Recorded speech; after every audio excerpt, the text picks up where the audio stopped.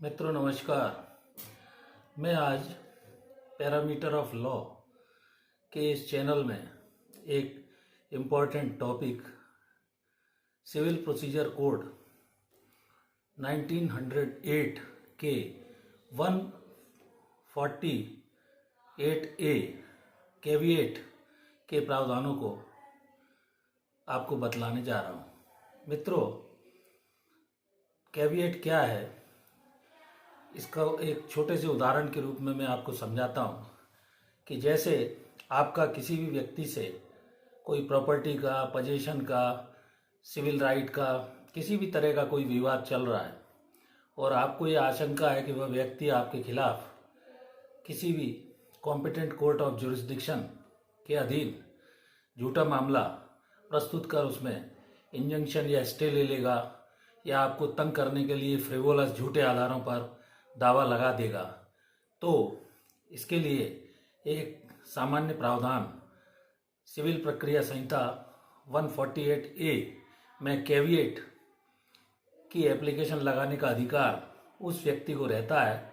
और इसका मूल जो प्रिंसिपल है वो नेचुरल जस्टिस के तहत no person shall be condemned unheard, बिना सुने किसी भी व्यक्ति को जैसे दंडित नहीं किया जाता है, उसी तरह सिविल प्रकरणों में नेचुरल जस्टिस के तहत सुनवाई का अवसर सामने के पक्ष को प्राकृतिक न्याय के सिद्धांत के अनुरूप दिया जाना आवश्यक होता है। इसके लिए 148A CPC के तहत एक कैविएट का आवेदन आप अपने अधिवक्ता के द्वारा संबंधित जुरिस्डिक्शन के कोर्ट में, जहां आपको आशंका है कि कोई भी व्यक्ति आपके खिलाफ झूठा मुकदमा सिविल प्रकरण न्यायाधीश के न्यायालय में लगा देगा, पहले से आप अपने बचाव में प्रस्तुत कर सकते हैं। इसका मुख्य उद्देश्य यही है कैविएट लगाने का कि आपको कोर्ट एक नोटिस जारी करेगा कि फलाने व्यक्ति ने आपके खिलाफ इन धाराओं में सिविल प्रकरण फाइल किया है, क्यों ना इसे प्रकरण को पंजीबद्ध किया जाए। तो आप जाकर डिफेंस के रूप में सारी बात न्यायालय के समक्ष,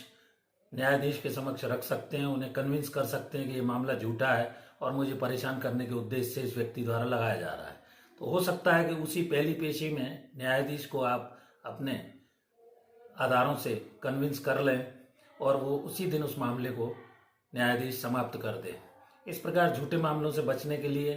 तथा मामले में सुनवाई का आपको संपूर्ण अवसर मिले, इसके लिए ये 148A CPC का प्रावधान रखा गया है। सिविल प्रोसीजर कोड में कैविएट का अर्थ, ये लैटिन शब्द है कैविएट, अर्थात सामने वाले पक्ष को न्यायालय के समक्ष अपना मामला रखने का अधिकार दिया गया है और इसका जो समयावधि है वो 90 दिन तक रहती है। 90 दिवस व्यतीत हो जाने के बाद भी यदि आपको यह आशंका होती है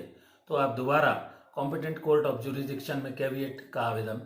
लगा सकते हैं। आपराधिक प्रकरणों में ये कैविएट जैसा प्रावधान नहीं रखा गया है, ये केवल सिविल प्रकरणों के लिए ही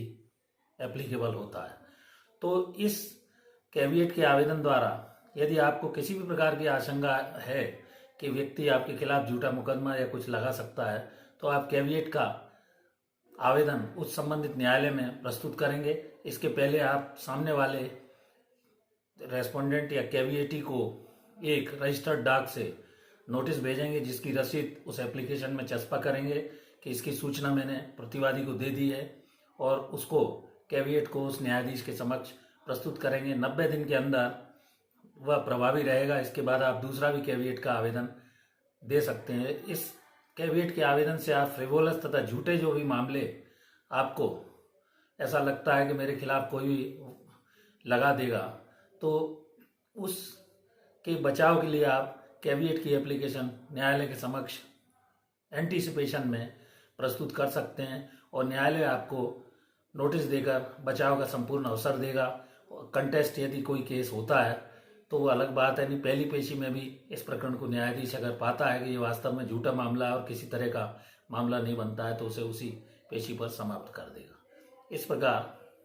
फौजदारी मामलों में ये कैविएट के प्रावधान लागू नहीं होते हैं, लेकिन सिविल प्रोसीजर कोड के तहत दीवानी जो भी मामले हैं जिनमें सिविल लिटिगेशन होता है, उनमें कैविएट का आवेदन बचाव के रूप में पहले से प्रस्तुत किया जा सकता है। मैंने ये जो जानकारी कैविएट के संबंध में दी, यदि आपको ये अच्छी लगे तो प्लीज़, यदि आपने अभी तक इस चैनल को सब्सक्राइब नहीं किया है तो इस पैरामीटर ऑफ लॉ के चैनल को प्लीज़ सब्सक्राइब करें, अपने दोस्तों तथा मित्रों को शेयर करें, लाइक करें। Thank you for watching this video. नमस्कार।